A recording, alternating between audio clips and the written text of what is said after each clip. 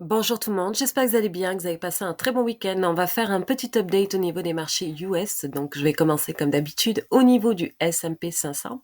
Donc, actuellement, je suis sur les futures E-minis. Donc, par rapport à la semaine dernière, on parlait du gros canal baissier de tout 2022 qui est toujours actuellement en jeu puisque nous avons toujours des plus hauts, toujours plus bas et des plus bas, toujours plus bas. Donc, pour l'instant, on n'a pas de signe de renversement de toute la tendance de 2022. Donc, pour l'instant, ce qu'on peut regarder, c'est que à court terme, euh, une fois qu'on a testé donc le niveau de résistance ici, nous avons eu un momentum donc négatif, étant donné que nous sommes en dessous de la moyenne sur 10 jours et que là l'histogramme est négatif. Donc bien évidemment, on avait une faiblesse au niveau du momentum, la hausse, on avait quand même un faible momentum comme on peut le constater et que pour continuer, il faut quand même avoir un peu plus de puissance et donc là pour l'instant, on n'a pas de signe encore de puissance supplémentaire pour casser cette tendance ici baissière à long terme. Donc là, pour l'instant, on est encore en dessous et ce qu'on peut voir, c'est que le momentum est beaucoup plus fragilisé. Et d'ailleurs, ce qui est intéressant de voir, c'est que si on arrive à casser ce petit canal haussier ici qui ressemble un petit peu à un rallye-bear, si on arrive à casser ce canal ici, puisque pour l'instant le momentum est quand même assez affaibli, eh bien, si on regarde au niveau du S&P 500 sans regarder les ouvertures des futurs, on peut voir qu'on a un petit gap ici qui peut être intéressant à les remplir. Alors, je parle souvent des gaps au niveau des indices, puisque sur les indices, il y a plus de probabilité d'aller remplir les gaps que sur des actions individuelles, en fait. Donc, c'est très rare qu'on ne va pas remplir des gaps, mais ça arrive, hein, bien évidemment. Mais quand même, dans beaucoup de cas, on est allé remplir des gaps. Notamment, celui-là, c'était un de mes objectifs, justement dans les vidéos précédentes, puisque ce gap-là était très joli. Puis finalement, dans ce rebond, on a pu aller remplir ce gap-là. Donc là, pour l'instant, ce qu'on peut voir, c'est que là, le momentum est quand même assez faible. D'ailleurs, on pouvait le voir si on prend l'ETF assez important aux États-Unis pour trader le S&P 500 et qu'on rajoute un indicateur de volume, on pouvait voir qu'on n'avait pas forcément de volume assez puissant. Comme vous pouvez constater ici, on n'avait pas de cassure au niveau du volume. On avait quand même une divergence qui se formait lorsqu'on a eu la hausse ici avec des plus hauts, toujours plus hauts. On n'avait pas forcément de cassure au niveau du volume qui accompagnait le mouvement. Donc, cela signifie que le momentum est beaucoup plus fragilisé dans ces conditions-là. Si on regarde au niveau du VIX, on a aussi une certaine une certaine cyclicité grâce à l'indicateur MACD. Donc là, vous pouvez voir que actuellement, donc là, on avait une baisse du momentum. Plus le VIX descendait, plus on avait une baisse du momentum.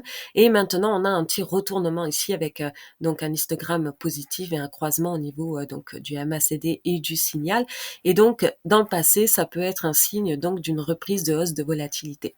Donc là, pour l'instant, c'est pour ça qu'il faut rester quand même assez vigilant. En plus, c'est une semaine assez importante puisqu'on va avoir encore le FOMC avec la hausse supplémentaire, une hausse supplémentaire au niveau des taux directeurs. Et le plus important va être encore une fois de plus le discours de Powell. Donc voir qu'est-ce qu'il va dire. Donc ça risque de bouger pas mal cette semaine. Mais pour l'instant, on peut voir qu'on est sur le VIX proche d'un niveau support et qu'on a un croisement ici qui peut être donc un reflet d'un potentiel nouveau cycle de volatilité. Donc on va surveiller ça de près. Si sur le SP500, si après le speech, on peut avoir une cassure à ce niveau-là, mais il faudra voir donc le momentum à ce moment-là, si le momentum est quand même assez puissant pour casser ce niveau-là. Donc ça va être très intéressant de surveiller ça. Mais pour l'instant, on voit qu'il y a une faiblesse à ce niveau-là et que les projections sont plus pour une cassure de ce petit canal ici que une projection de ce gros canal ici, comme on voit la faiblesse du momentum. Mais qui sait, on ne sait jamais, les choses peuvent changer. Donc là, après aussi, au niveau donc du l'environnement risk-off, c'est actuellement vous avez deux ratios qui sont assez intéressants pour garder les environnements risk-off, c'est-à-dire que c'est plus, ça ne veut pas dire qu'il faut shorter absolument le marché, ça veut juste dire que il faut gérer un petit peu mieux son exposition puisqu'il y a un niveau de risque beaucoup plus élevé. Donc là, on a un ratio entre le bois et l'or. Généralement, dans un environnement risk-off, le bois sous-performe l'or et dans un environnement risk-off, le S&P 500 sous-performe les services publics. Les utilities, c'est les services publics. Et donc, généralement, quand on a, des signaux sur, ces ratios-là, on a, des performances qui sont quand même assez négatives au niveau du SP 500. Donc on peut aller voir, par exemple, la sous-performance, hein, de ces ratios-là. Donc là, on voit, par exemple, si je prends le bois par rapport au gold, hop, donc là, on peut voir effectivement que de toute manière, la tendance est toujours, baissière actuellement. Si on prend, au niveau du SP 500 par rapport donc, au service public, on peut voir aussi, donc je vais aller sur le mensuel. Donc là, on peut voir que sur le weekly, on est en dessous de la moyenne sur 10 mois, sur 10 semaines, pardon, et au niveau du mensuel, on est en dessous de la moyenne sur 10 mois. Donc là, pour l'instant, le momentum est négatif, c'est-à-dire que on a une sous-performance du S&P 500 par rapport au service public, et ça, c'est plutôt un environnement risk-off, c'est-à-dire que c'est un environnement où les risques sont beaucoup plus élevés, c'est pas risk-on. On peut prendre aussi le secteur discrétionnaire dans le secteur de la consommation de base, donc un peu nos besoins primaires par rapport à la consommation secondaire qui est le secteur discrétionnaire. Donc là, on peut voir, c'est un petit peu comme en 2007-2008, on a une tendance qui s'est renversée ici tout au long de 2022. Et donc là, on a une surperformance sur une base relative de la consommation de base par rapport à la consommation discrétionnaire. Donc là, pour l'instant, ça ressemble toujours encore à une récession, enfin, comment dire, à un marché baissier de long terme, comme en 2007-2008. Donc là, ce sont des éléments qu'il faut prendre en compte pour savoir dans quel environnement on se trouve. Ça ne veut pas dire qu'il faut shorter comme des malades le marché, mais c'est juste que au niveau de l'ajustement de l'exposition, faut rester, comme on dit, vigilant, puisque ces indicateurs-là nous disent que nous sommes toujours dans un environnement risk-off. Alors après, c'est vrai que même au niveau des CIO, c'est-à-dire des personnes qui dirigent les entreprises, on peut voir quand on fait le sondage des CIO, dans 85% des cas, ils voient une récession qui va être assez brève. Dans 13% des cas, une récession qui risque d'être un peu plus profonde, hein, puisque ce qui nous importe, c'est pas forcément la récession, puisque là, les risques des récessions sont élevés, mais ce qui nous importe, c'est l'amplitude de cette récession. Est-ce qu'elle va être grave ou est-ce qu'elle va être mineure?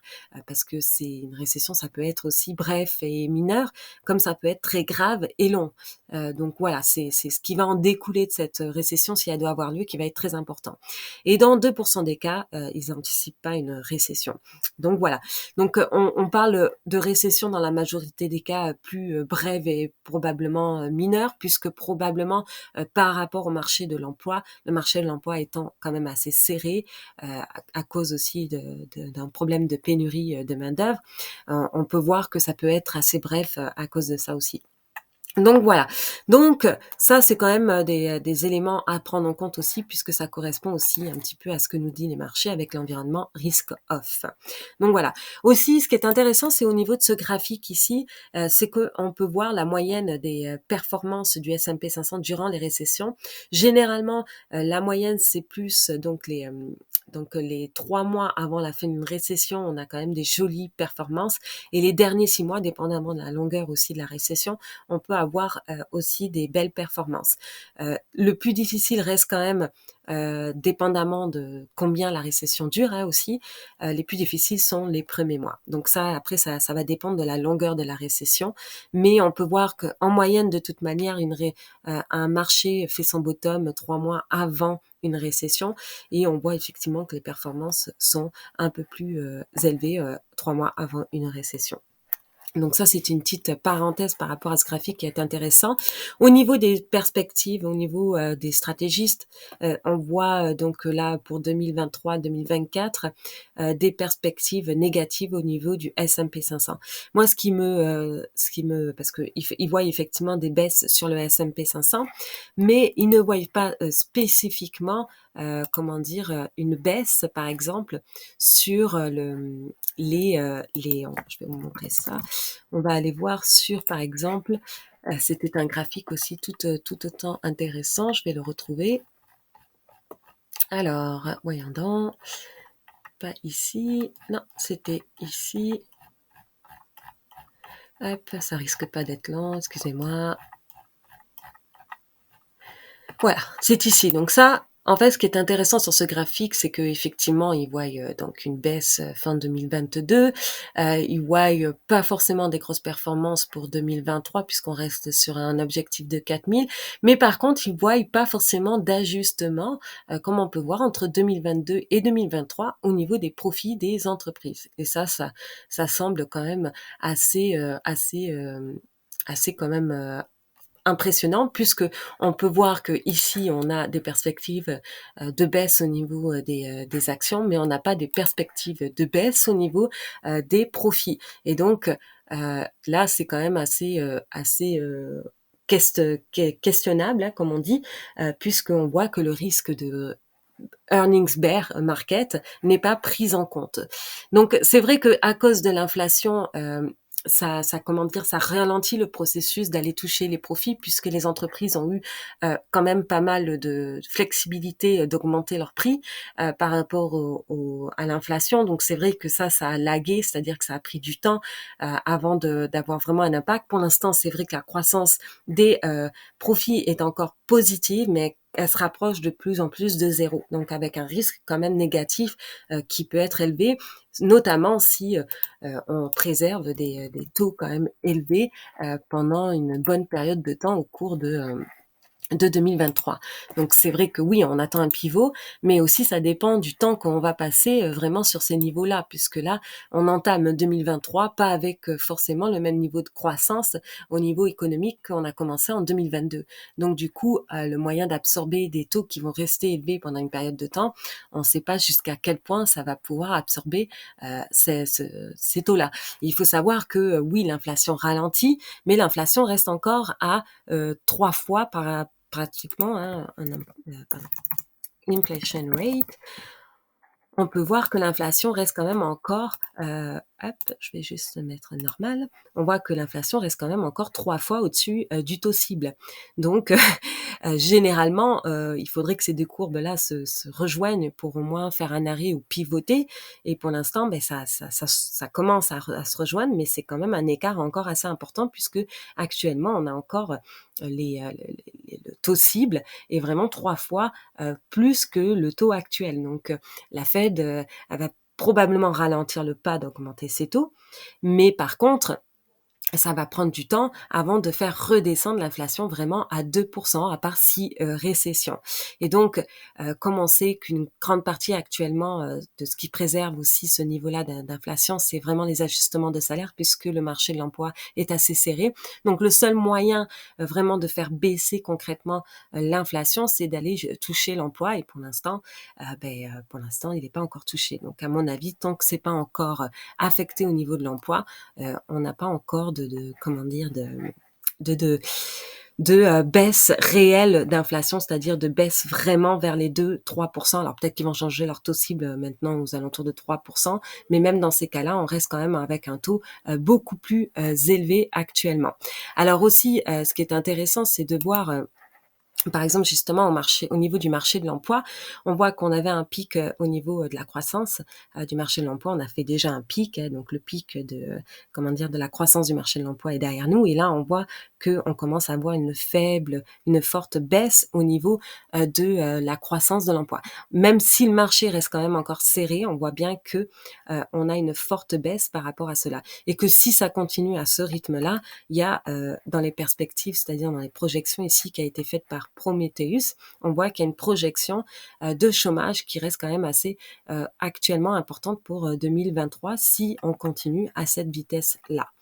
Donc voilà, donc c'est tout pour aujourd'hui. Donc si vous avez aimé la vidéo, n'hésitez pas à mettre un pouce et nous on se retrouve la prochaine fois.